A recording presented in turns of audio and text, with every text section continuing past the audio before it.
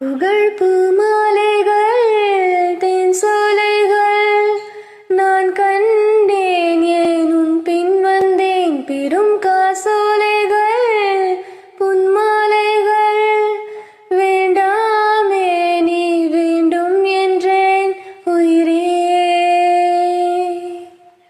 இதுவரை போகலாம் என்று நீ சொல்ல வேண்டும் என்றுதான் விடாமல் கேட்கிறேன்.